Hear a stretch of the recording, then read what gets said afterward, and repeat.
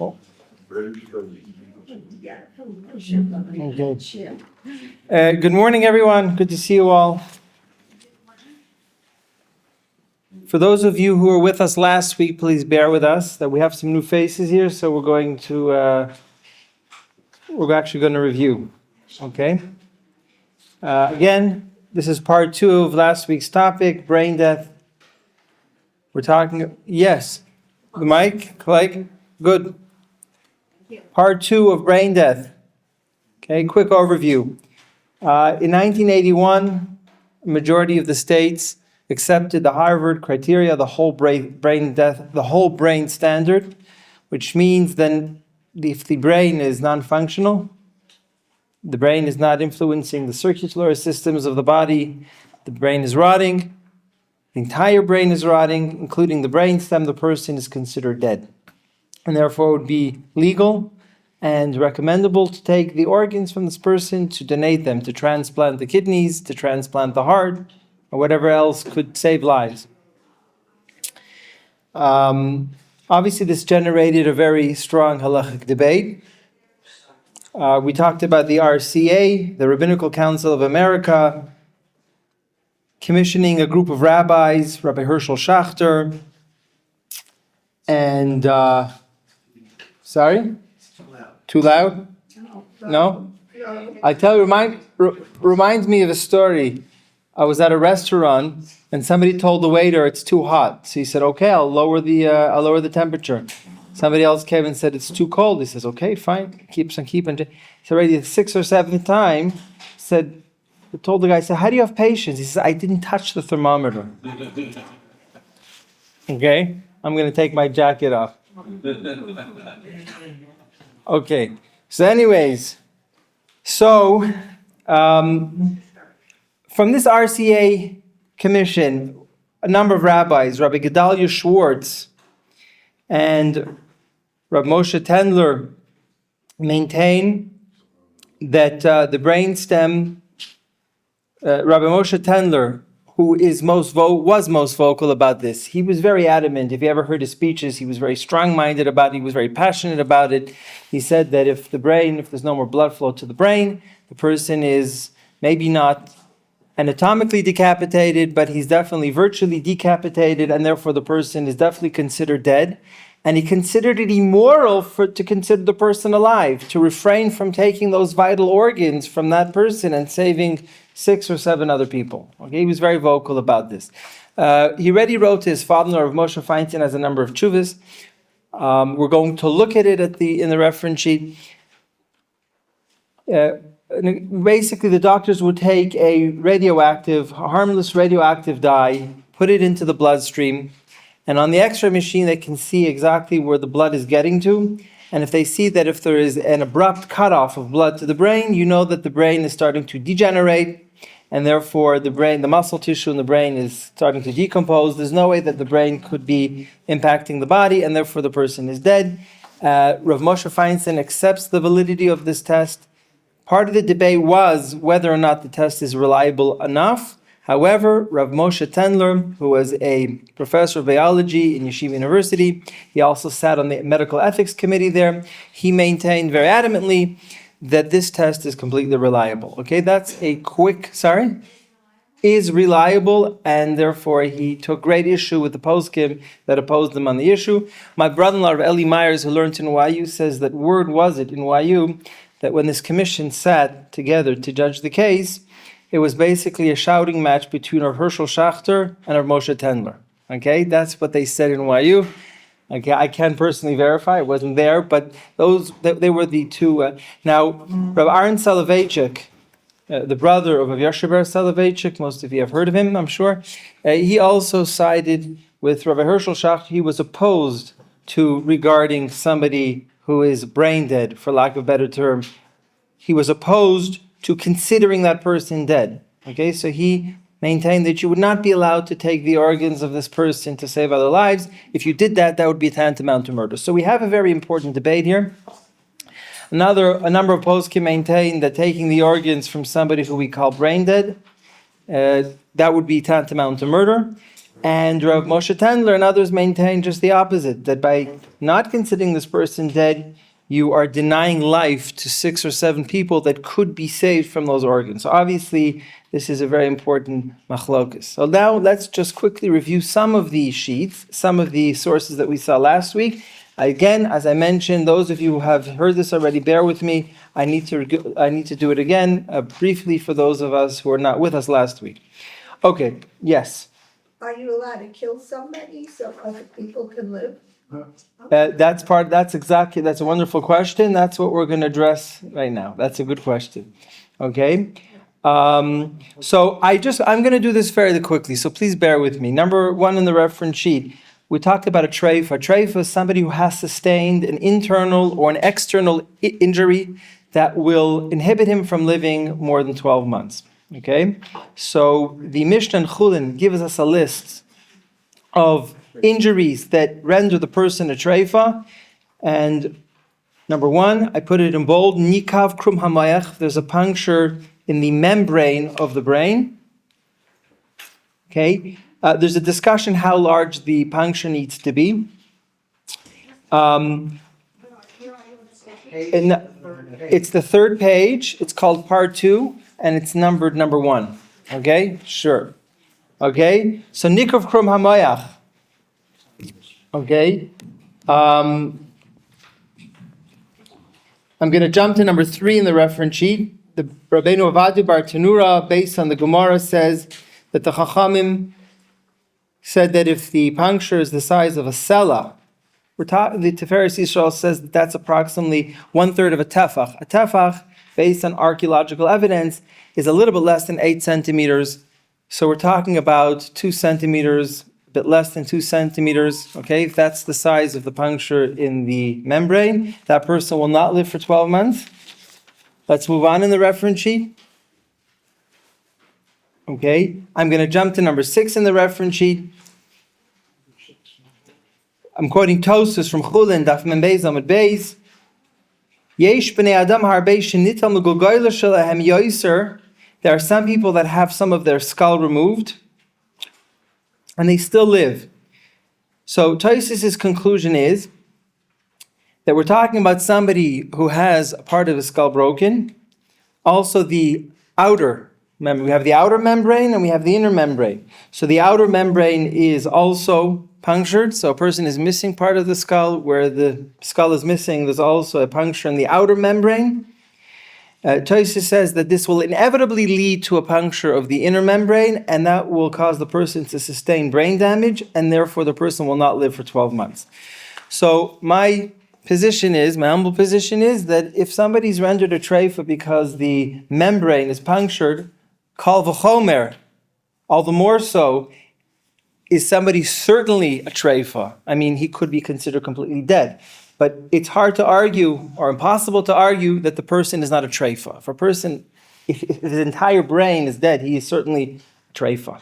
Okay, you can't consider a person with a dead brain not a treifa, but a person with a punctured membrane is a treifa. That would be impossible. It would be impossible to support such a position. Okay?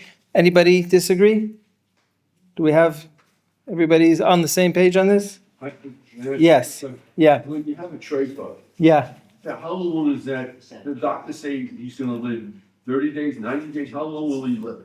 So anybody who cannot live for 12 months is considered a treifa. So then when is the operation feasible? When the doctor says you're a treifa, or the last minute of the guy's possible life? No, as soon as the person is rendered a treifa, at that point, there are halachic ramifications, as we'll soon see. You don't have to wait a moment before the person dies. As soon as the person assumes the status of a treifa, we will see many halachic ramifications for this. Okay, we haven't yet delineated them yet. Yes? Is there an English translation for the word treifa? No, there is no good English translation for the word treifa. Thank you for raising that. We'll see a distinction between goses and treifa. A goses, as we mentioned last week, is somebody who is terminally ill, but there's no visible internal or external injury. A treifa is somebody who has sustained an internal or external injury that is visible. Okay? And there are halachic distinctions between the two. Thank you. Sure. Yes. Times can we heard that people can say 3 weeks negative. How do you know 12 months? How does anyone know? Right, so that's why the Mishnah gives you a list of injuries. God says he's in the process of dying. Correct. It's not because he's just terminally ill. Correct. Especially nowadays, technology is much better. And Correct. Yes, good point. All these points will be addressed. But thank you for raising them. All valid points, and we will address them. Okay? So, number 7. Okay? Ein Ches Amar Aleph, Amar Rava, says Rava, Hakal Moedim B'Harigas HaTreifa Shupater. Now, just to be 100% clear, you're not allowed to kill a treifa.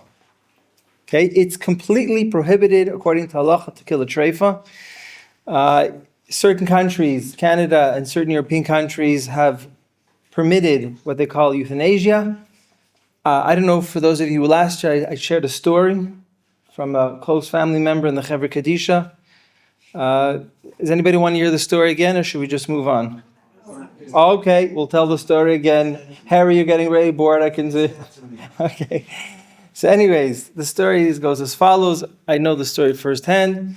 This close relative of mine shows up at the Chevra Kadisha, and the head of the Chevra Kadisha comes into the office, and he's, hyperventilating, he's panicking. They killed her, they get sit down, have a cold drink of water. What are you getting so excited about?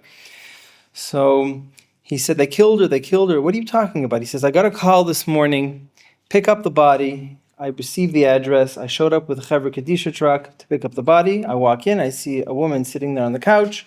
Obviously, I came to pick up the woman's husband. And she said, excuse me, the doctor will be coming in about 20 minutes, a half hour. He's running late. In the meantime, the man is schmoozing with this woman.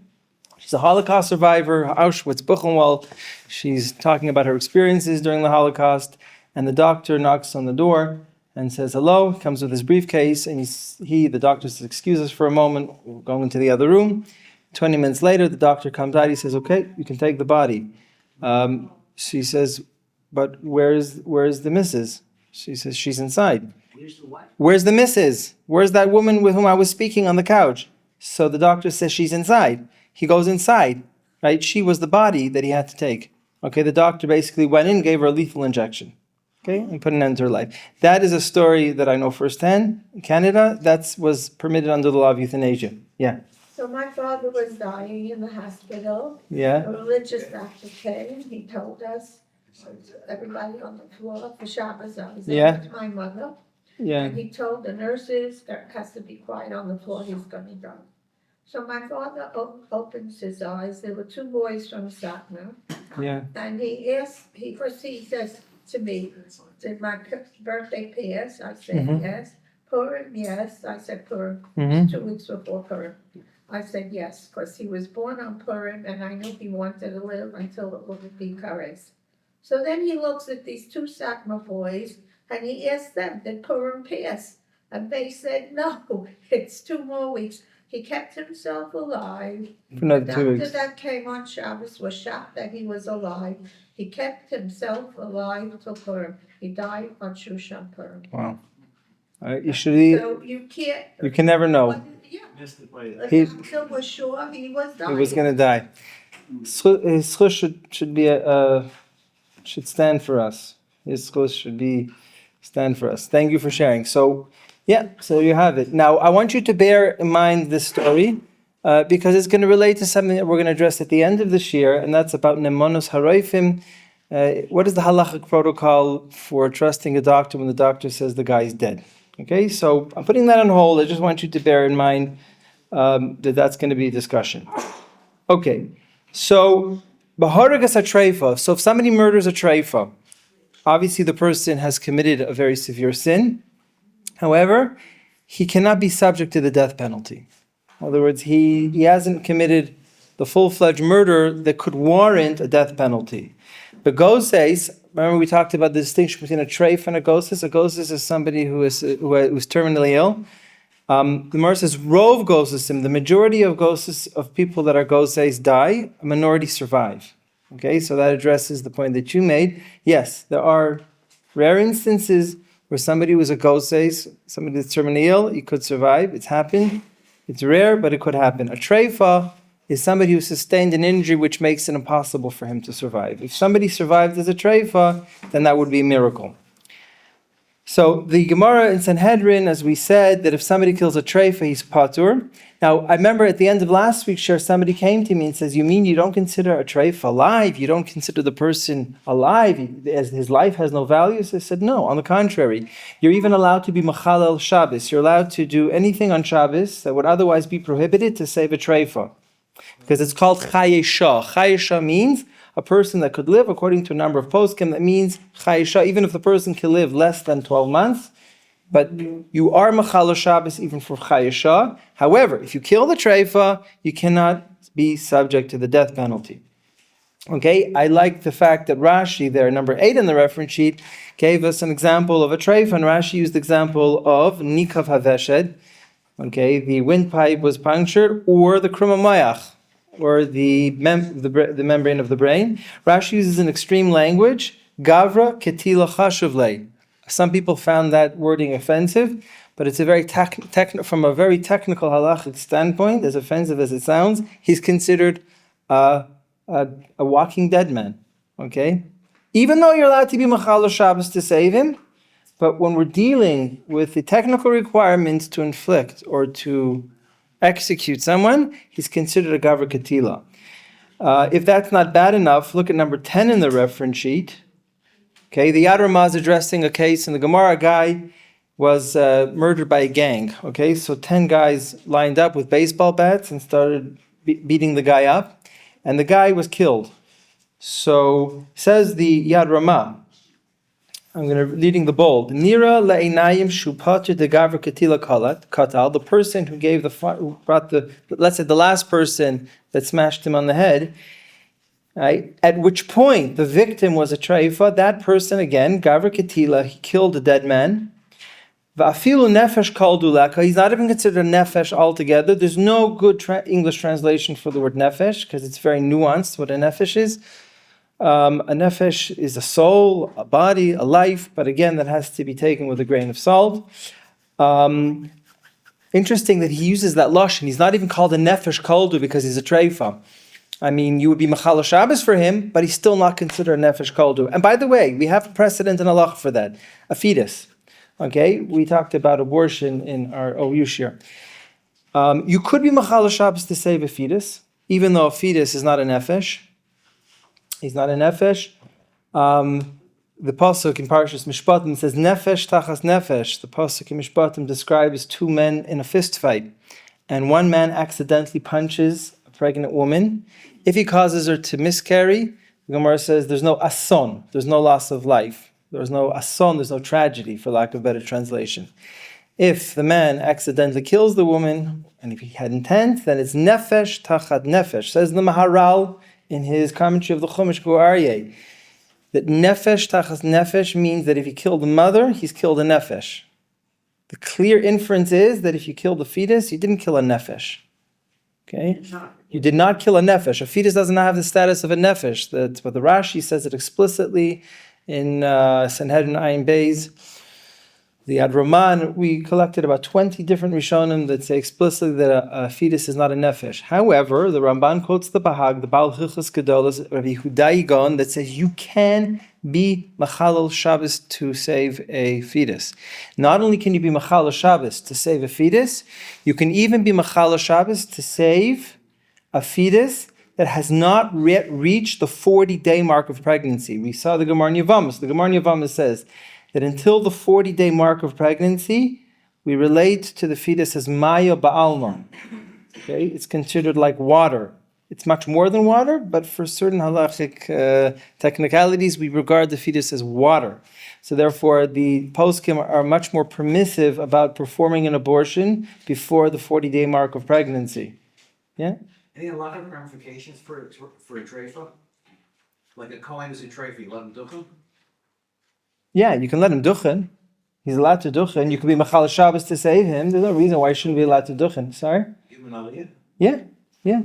So there's no halachic ramifications? Oh, there is halachic ramifications. If somebody kills him, the killer won't be subject to death penalty. And we'll see the most important halachic ramification, which we're going to get to very soon, is that if a Jewish city is under siege, Okay, and they're demanding that the city hand over somebody. We're going to see that the major halacha ramification is that you can hand over the treifa, and we're going to see that we're going to also try to apply it to the whole topic of brain death. So, yeah. So basically, let's look again, number 10 in the reference to the Yad Ramah, Rabbi Meir Halevi, Rabbi Meir Abulafia, Spanish scholar, Rishon, 800 years ago. He says, Ha'ech kama deshavir treifa, the person who caused the victim to become a treifa, the first person to have inflicted that injury that rendered the person a treifa, he's going to be chayiv misa. So if it's possible to determine which gang member let down the bat that caused this person to sustain that injury, that prevented this person of being able to live for 12 months, he's the murderer. He's going to be the one subject to the death penalty. The person who actually took his life will not be subject to the death penalty. Okay? So that's an important chiddush. The Rivash says the same thing. 11, according to Posek, the Rivash, Northern Africa, bit after the Yad Ramah. Okay? He says the same thing that the Yad Ramah says. The person who made him a treifa, he's going to be subject to the death penalty. There's another, yes? For that conclusion, then basically you have one guy get one bad twice, one hit two shots, first shot made the straight one, the next one counts, so you deal out. Well, he wouldn't be subject to the death penalty. There would be other penalties leveled against him, but yeah. So obviously it's very hard to determine when you have a gang bashing a guy up with baseball bats. Obviously it would be almost impossible to determine who inflicted the fatal injury. But theoretically, if you can figure out who was the one to have inflicted let's say a person was shot, and he took a bullet in the lungs or whatever, took a bullet in the brain, even though he was still hovering between life and death, the person who took the next shot and finished him off would not be subject to the death penalty. Okay? Question. Yes. If the person was a trade bar and you were not a Shabbos for him, what if he's not expected to live until his next Shabbos? Was they only expected to live another day or two? You could still be Machalo Shabbos. You can even be Machalo Shabbos to extend a person's life by 1 day. And that's what I mentioned, the fetus. The fetus is not a nefesh, but yet you would be Machalo Shabbos to save the fetus. So you see that the parameter of when can you be Machalo Shabbos to save someone is not contingent on whether the person is defined as a nefesh. Okay? Pikuach, interesting. Good point. Pikuach nefesh is not a absolute term, because it's pikuach even someone who's not a nefesh. Yeah. Yes, kol sheken, all the more so, because a goses is considered more of a life than a treifa.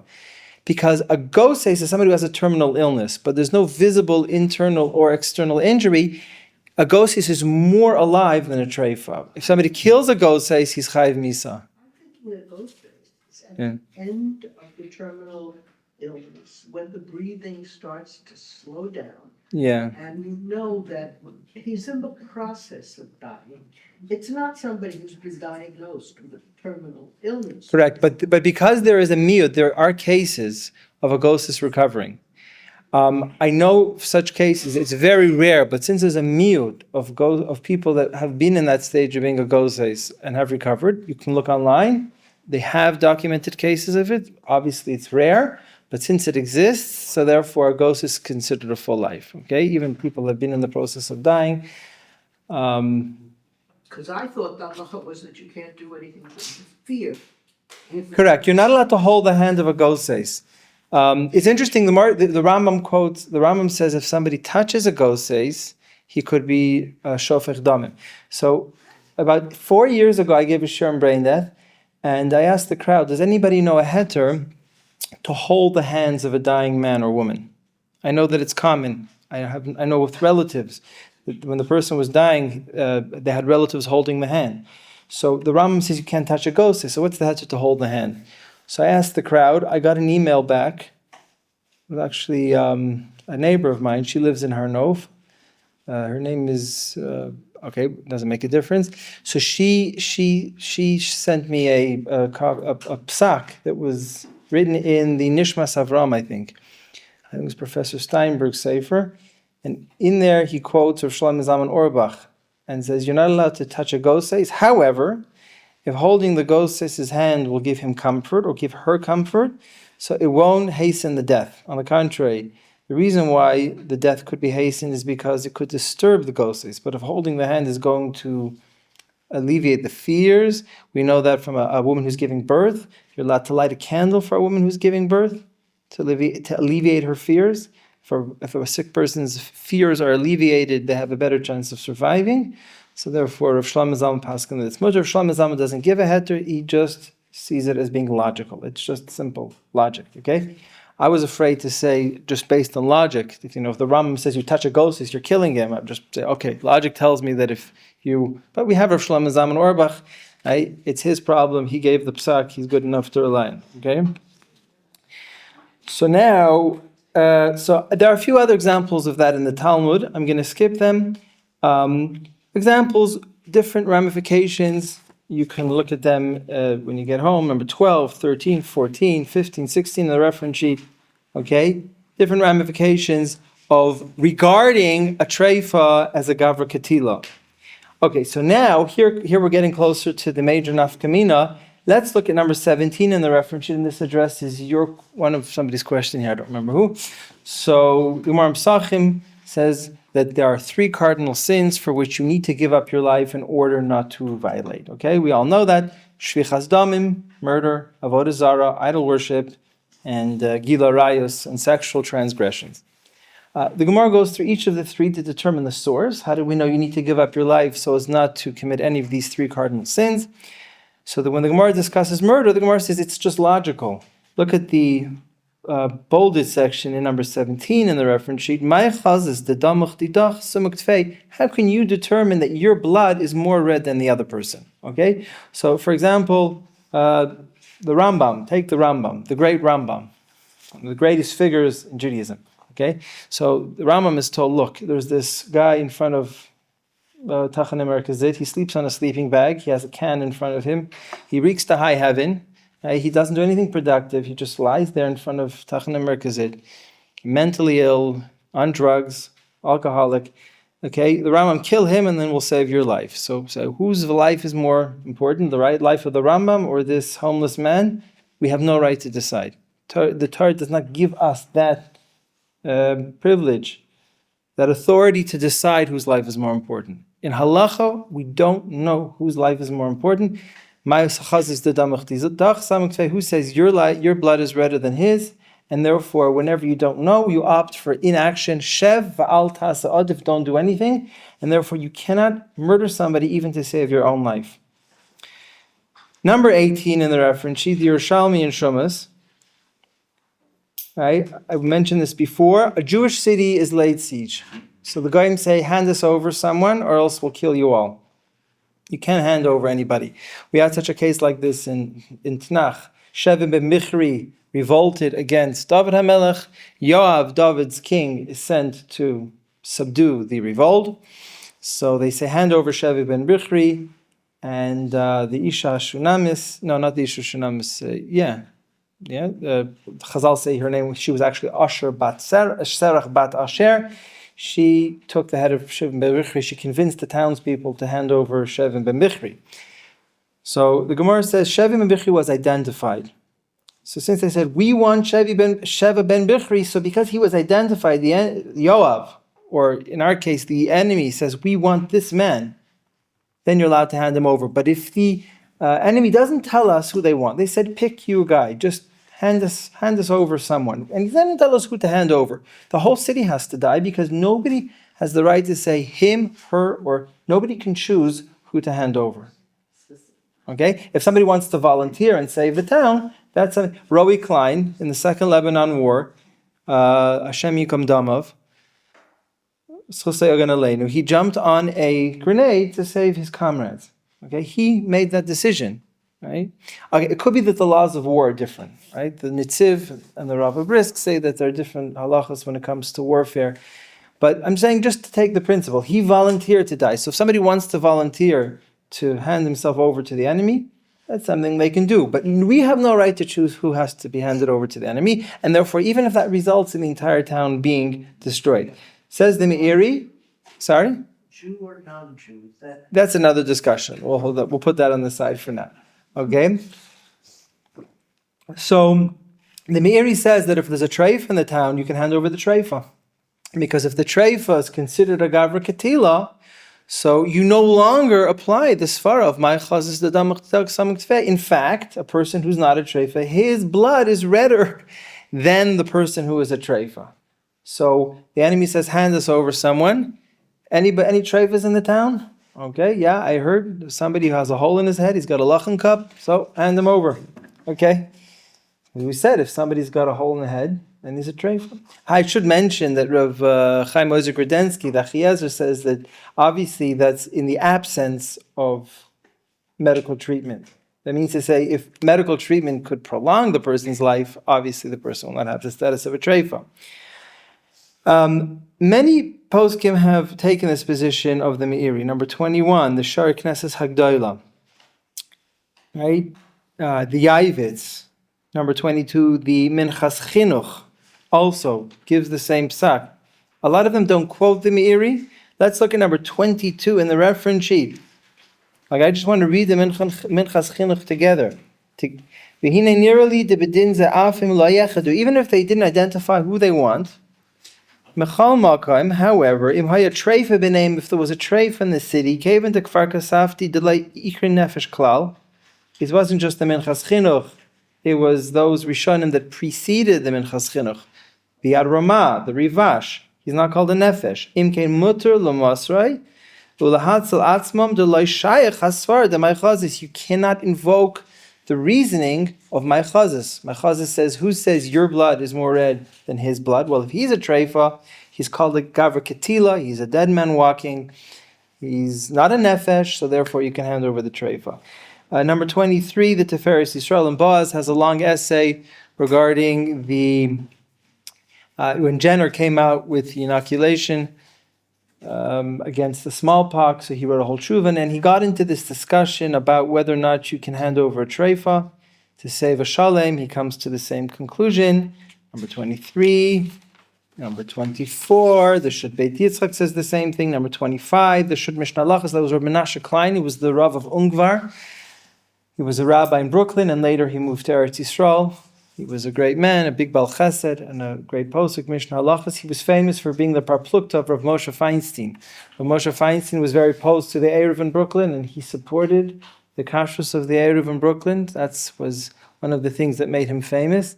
But everything was, notwithstanding, he was definitely a great posuk. You can argue with a lot of the things that he says. Not everything that he says is necessarily correct, but he was asked a question about taking certain vital machinery away from one patient and attaching it to another patient. Triage, okay, in the emergency room. Okay, doctors have to make these decisions, and there have to be protocols made for doctors. When do you take machinery off of one patient and give it to another patient? For example, if the first patient is not expected to live for very long. The patient who's holding the machinery can live maximum a day or two, for example, and you can take the machinery off of the patient with this vital machinery and you can give it to another patient who can live for many years. Are you allowed to do that? Says the Mishnah Halachos, Rav Menashe Klein, yes you can, and he quotes this Meiri.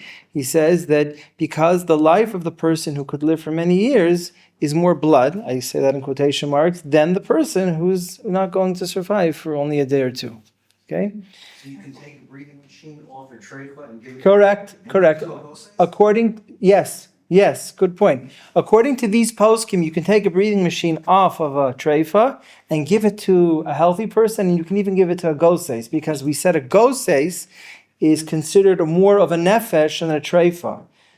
We said, somebody asked me the other day, and I still don't have a good answer to this question. Today, with the help of the microscope, even if somebody's a goses, you can see the cancerous cells, for example. You can actually see under the microscope. The illness is visible to the eye, thanks to the aid of microscopes, etc. However, I think the yesod is that since sometimes goses could survive, you pointed out that you have sometimes illnesses that maybe 1 in 10,000 or maybe 1 in 100,000. Like you have very rare cases of the person surviving. I don't know if that would impact the halacha or not. But yeah, you're right. You'd be, according to these poskim, you'd be able to take the breathing machine off of the person who is a treifa and give it to a person who's a ghost. As kal v'chomer, you can give it to a person who has the chance to survive for an extended period of time. Yeah, absolutely. During COVID, these were decisions that had to be made. Yeah. Does it actually mean we say, you can turn over a table? So if the guy says, I'm sorry, I don't wanna go. Well, these poskim say, too bad. Tough luck. Tough luck, yeah. Yeah, because otherwise the whole city's going to get killed. Otherwise the whole city's going to get killed. I mean, it's some people find it, sometimes emotionally it doesn't feel good, it doesn't sit right. But if you look at it from a very technical perspective, it makes sense. You save the whole town. I mean, the problem is that there's nobody who's a treifa, nobody has the authority to choose who has to get handed over. So when we go to, you're going to hand you over? No. And the guy says, no, right? Who are you going to choose? So you can't choose anyone. At no point are you allowed to take that authority to say, I'm taking you so to save everybody else. So therefore, because of Shebal Tasa, you have no choice but to let the town die. But with the treif, we can say, look, we're handing you over, and this way the rest of the town could survive. Yeah. Now, the Noidi Yehuda questioned this. The Noidi Yehuda number 26 in the reference sheet, he didn't see the Meiri. A lot of the writings of the Meiri lived in Provence. It was an important Rishon, but a lot of his writings were lost, and in the last century, a lot of his writings were recovered. Okay, so he probably didn't see this Meiri. This Meiri happened to have been around because we said that the Yavits quoted the Noidi. The Yavits lived in the same period as the Noidi Yehuda. It was a little bit older than the Noidi Yehuda, Rabbi Yaakov Emden, and the Noidi Yehuda. The Noidi Yehuda was in Prague. The Yavits was in Emden for some time. He was in Hamburg for some time. So the Yavit saw this Meiri, the Noidi Yehuda didn't see this Meiri, and he said, number 26 in the reference sheet, he says, Otu mihuter laharagas a treifa lahatzal is a shaman. Can you kill a treifa to save a shalem? Zer loy shaman. We've never heard of such a thing. Now he didn't hear of such a thing, but we did. Right? We heard from the Meiri, and I quoted to you about 6 or 7 paiskim that agree with the Meiri, that yes, you can kill a treifa to save a shalem. Okay, so the Noidi Yehuda didn't accept this notion of killing a treifa to save a shalem, but we did see quite a number of poskim that did support the notion. Okay, now, according to the school of Rishonim, let me just quickly list who they are. Right, the Meiri. If I got a penny every time I said his name, I'd be rich. The Shiar Knesses Hagdola, the Yavits, the Minchas Chinuch, Tiferes Yisrael, Beis Yitzchak, and the Mishnah Halachos. That's 7. There may be more, but these are the 7 that I found. They maintain that you can kill a treifa to save a shalem. I think that this is very impactful for the sugya of brain dead, because we have a major debate between the poskim whether somebody who's brain dead, if he's considered dead or alive. But I do think he's definitely considered a treifa. Even if you do maintain that a person who has circulatory functioning, his respiratory system is functioning thanks to machinery. Okay, so even if you do take the position that he's alive, but he is a treifa, that I don't think is up for debate.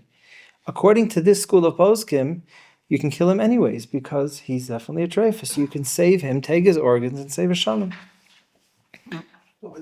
Yeah. You mentioned that this case that went to the Supreme Court in America. Yeah. Like to take a woman off of the machine. Machine, yeah. They said the whole argument was that if they take her off, she'll die. Right. They took her off. It's 10 years before she died. Right. Very good point. So now this is why it's very, very important to distinguish. A person could be in a persistent vegetative state. A person could be in a very prolonged coma. Ariel Sharon was in a coma for how long? Years. 10 years. Some people were very happy about that because they were angry that he uprooted Gush Katif. I'm not going to pass any judgment. That's already a political issue. I didn't come here to talk politics. But anyways, Ariel Sharon was in a coma for a very long time. But he still had brain functioning. Okay? Rabbi Tendler was talking about, again, as I mentioned before, putting a harmless radioactive dye into the bloodstream. You see that there's no more blood flowing to the brain. Now, if the brain tissue doesn't get blood, it starts to degenerate. Just basic biology. So therefore, the brain is not impacting the body. The brain is not regulating anything in the body. The more difficult question is, what if somebody has suffered cerebral death? Cerebral death means there's a functioning brainstem. Now, the brainstem regulates involuntary functioning, things like breathing, reflexes, gag reflex, etc. The higher mental functioning is in the cerebrum, thinking, self-awareness, interaction, etc. So the person is cerebrally dead. So he still has, according to the whole brain standard of Harvard, he's still alive, according to the Harvard standard. A lot of states no longer adhere to the Harvard standard. In 1981, they were adhering to the Harvard standard, which is called the whole brain standard, which means even the brainstem needs to be dead. But if somebody's cerebrally dead, I think he's also considered a trefa, because the brain damage that was sustained, that has been sustained in somebody who has had cerebral death, is definitely more than a punctured membrane. Okay, so according to the school of poskim, we would even be allowed to take organs from somebody who's cerebrally dead, who has had cerebral death. Am I being clear? Okay, so yeah, I can see that this is not the happiest topic. Okay, cerebral death means to say the brain has three major regions: the cerebrum, the cerebellum, and the brainstem. And in the brainstem, you have the brainstem basically regulates involuntary functioning in the body, like breathing, gag reflexes, etc. The vagus nerve in the brainstem basically initiates the functioning of the lungs and regulates the functioning of the lungs. The lungs get oxygen into the bloodstream. It gives the heart the oxygen that it needs. So there could be a healthy brainstem that's functioning, but he has no higher mental functioning, no self-awareness, no ability to communicate, etc. Yeah. But the idea of that Yeah. you live 12 months, Yeah. according to this, it's not valid because you can keep him alive. Yes, I accept your point. It's an acceptable point. She's pointing out that if you can keep the brainstem alive for 12 months, then he wouldn't be a trefa, because you can keep the brainstem alive for 12 months. So therefore, he could actually be better off than somebody with a punctured brain membrane in the absence of modern medicine. I accept your point. Point accepted. That if there's a living brainstem, right, the person may not be regarded as a treifa, and therefore it's completely possible that Halacha would consider him 100% alive. Correct. Even Point if accepted. the brainstem is staying alive because of machines. Well, the machinery doesn't keep the brainstem alive. It could help. I guess it could help to keep the person healthy. Indirectly it could, because what the breathing machinery does is it helps. It causes the lungs to pump oxygen. Okay, oxygen gets into the bloodstream. The heart needs to pump the blood. As long as the heart gets the blood that it needs, the heart is a somewhat autonomously functioning internal organ, meaning to say the heart will pump blood even if there's no brain. As long as the heart gets the oxygen that it needs, the heart will pump blood. So that, you're right, the heart was pumping blood to the brainstem. So it's thanks to machinery that the brainstem is still alive. So yes, you are right. And then Rav Chaim Ozer Grodensky points out that somebody's not a treifa if they have the machinery available or the medical treatment available to keep him alive for more than 12 months. So I accept your point. If somebody has a living brainstem, then you would not be allowed to take his organs. But we don't have yet any proof that you can take the organs of somebody who has a living brainstem.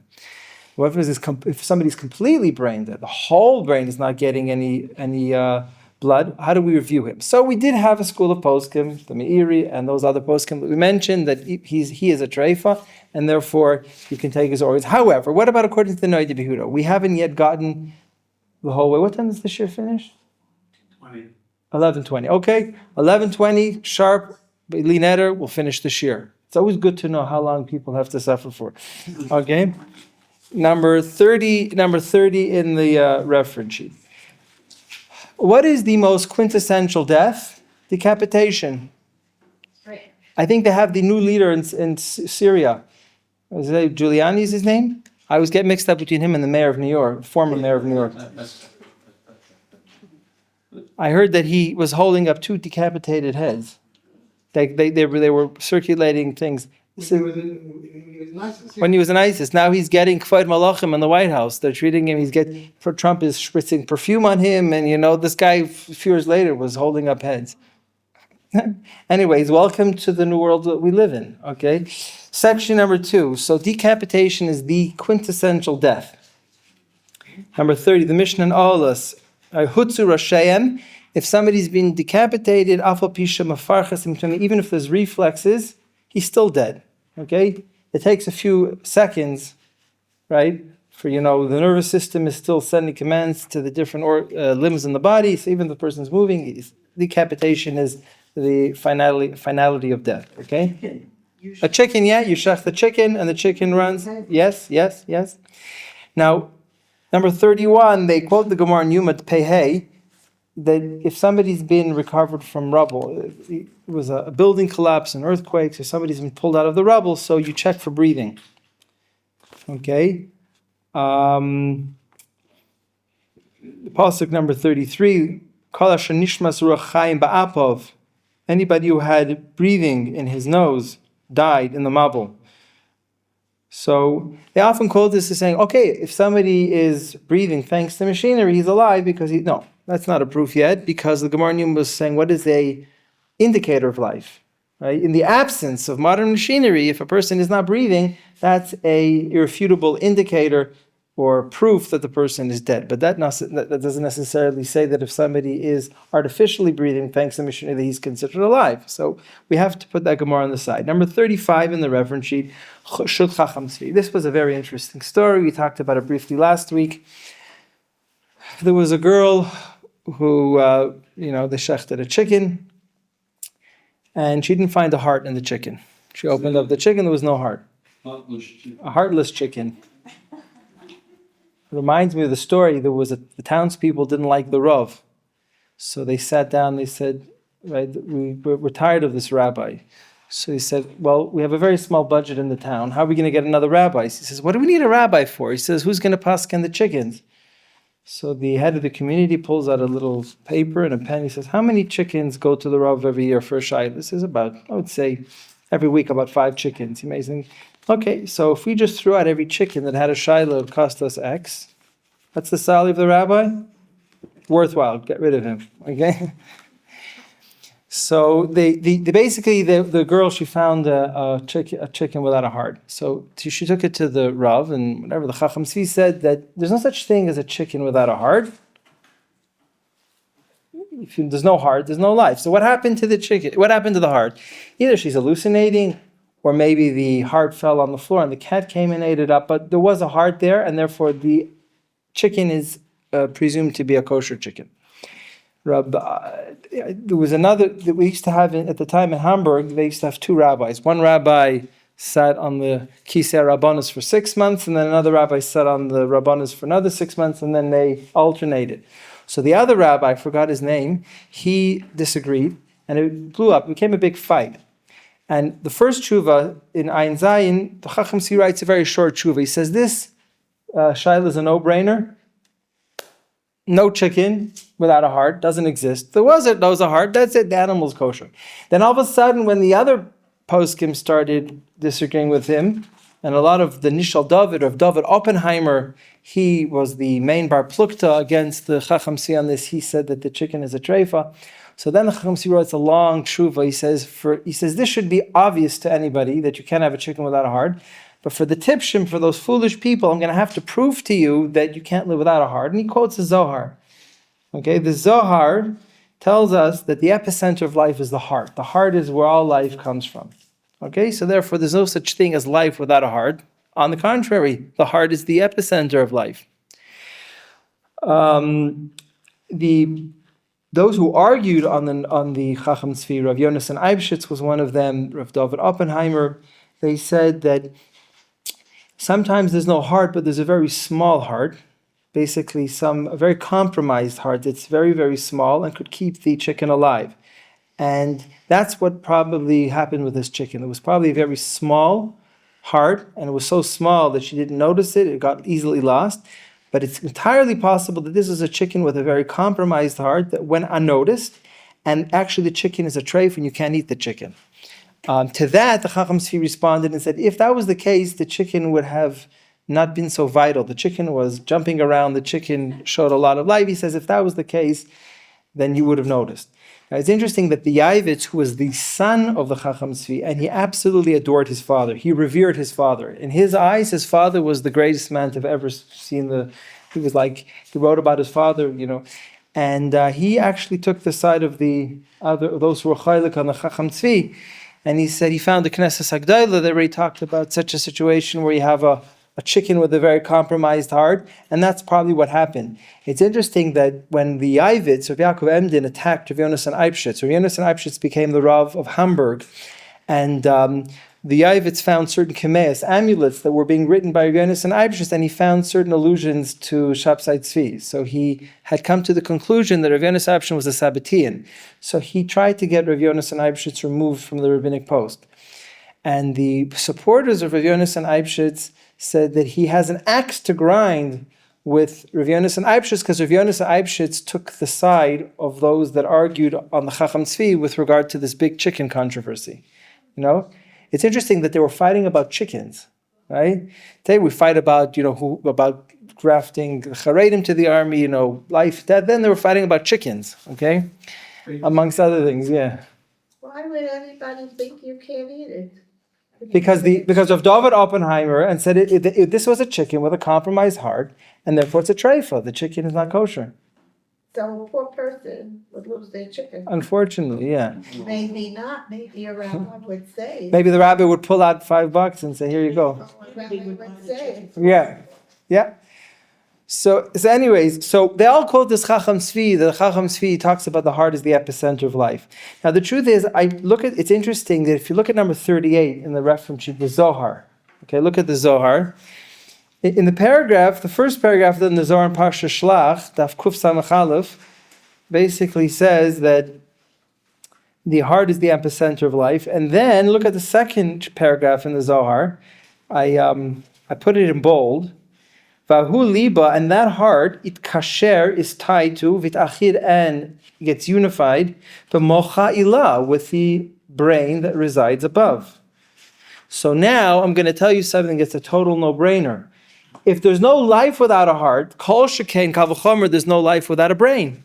Okay? Now what if the girl found a chicken without a brain? What would the Chacham Tzvi say? He would say the same thing. You're hallucinating. The cat ate the brain. So therefore, if there's no brain, right, then obviously the person is no longer alive. Right? It's a no-brainer, exactly. Yeah. It's interesting that when Dr. Gerhardt, was his name? Earnhardt? No. The South African doctor that started the heart transplantation. Bernhardt, thank you. Dr. Christian Bernhardt, thank you. So when Christian Bernhardt was doing a lot of work for to develop heart transplantations, the issue came up in the Igros Moshe, number 40 in the reference sheet, right? And Rav Moshe was very concerned that during the experimentation necessary to learn how to successfully transplant a heart, they were killing people that were alive. So Rav Moshe Feinstein says the rabbis have to come out and say, stop with this business. You can't kill people in order to figure out how to transplant a heart. So it's interesting that Moshe, look at just the last line, he says, he wants it to be very dogmatic. He doesn't want to get into the logic. He's afraid that if he gets too much into the logic, then people are going to question it. He says, I want it to be very dogmatic. I want it to just be a gzar din. The Rabbanim say you can't do this. No heart transplantations. It's too dangerous. You're killing people. But in this tshuva, Rav Moshe seems to accept the position. He says a heart is life, and therefore if the heart is functioning and you take the person's heart out of his body, you're killing him because he may be brain dead, but he has a functioning heart. So Rav Moshe seems to have initially taken the position that if somebody has a functioning heart, he's considered alive even if he's brain dead. Rav Moshe seems to have retracted from this opinion, because look at number 42 in the reference sheet. This was the later tshuva that the Igros Moshe wrote to his son-in-law, Rabbi Moshe Tendler.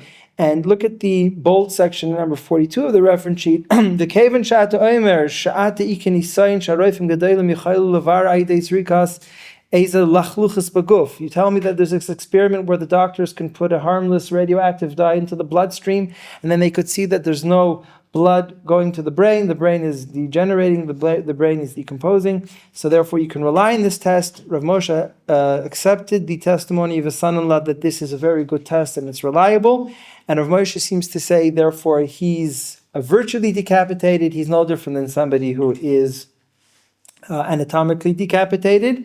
Number 43, the Ibn Ezra says the neshama. What's the neshama? Is the chachma, the intelligence of a person. Umashava b'moishav harosh. The neshama, the essence of the neshama is the person's intelligence, his self-awareness, his ability to think, his ability to process information. That's in the neshama, and the neshama resides in the brain. I mentioned yesterday about documented cases of what they call after-death experiences. I've seen some interesting studies on it. Go online, you can research yourself. I found the evidence pretty interesting. There seems to be quite a few of these cases documented in a certain common thread. But apparently, if you accept the testimonies of these after-death experiences, the person, even after the neshama leaves the body, he can still see, he can still think, he can still process information. So apparently the ability to think and use your mind and your intelligence could be done even if your neshama is not inside the body. But he says it's in the brain. That's what the Ibn Ezra says. So the brain is if the heart is the epicenter of life, then Kal V'chomer, all the more so is the brain the epicenter of life. Scientifically, that's definitely the case. I like the way the Nishal David, or David Oppenheimer, in a tshuva where he opposes the Chacham Tzvi, he put it very nicely. I'm just going to read the bold. He says, "Dim islei seichel v'avana." For a person that has intelligence and understanding, he says that's life. Life is intelligence. Life is. I just want to mention something. Finish off on a very interesting note. In Tafshin Nun Beis, in the Nishmas Avram, Professor Avram Steinberg was asked by Rav Shlomo Zalman to conduct a study where they took a sheep. In the first experiment, they actually took the brain out of the sheep's skull. They connected the sheep to machinery, and they performed a C-section on the sheep, a cesarean, to remove the fetus from the sheep. The sheep didn't survive. In the second experiment, actually quite a while later, 20 minutes, I don't remember exactly how long, after they actually anatomically decapitated the sheep, they managed to take out a living fetus. And this was important because the school that maintained that if somebody is brain dead, that the person is still alive, is because the Gemara says that a woman who's dead cannot give birth, and there are documented cases of brain dead patients giving birth. So this experiment disproved that notion, because you cannot argue that a decapitated human being is alive. And obviously when the Gemara said that rule, it was before the introduction it was in the absence of modern machinery. So there's a lot more to be said about this. We got a little bit of what we call a skira, a basic overview of some of the topics of brain death. In conclusion, I think it's an issue of nemanas haroifim. This was my theory, and later Rabbi Carmel from the Eretz Chemda Institute told me he heard this from Avayashuv, that those who opposed the brain death criteria were concerned that if you give the doctors the green light to kill patients that are brain dead, they might start killing patients that are in a coma. And that's why I mentioned the story previously about euthanasia, that was the concern. Yes?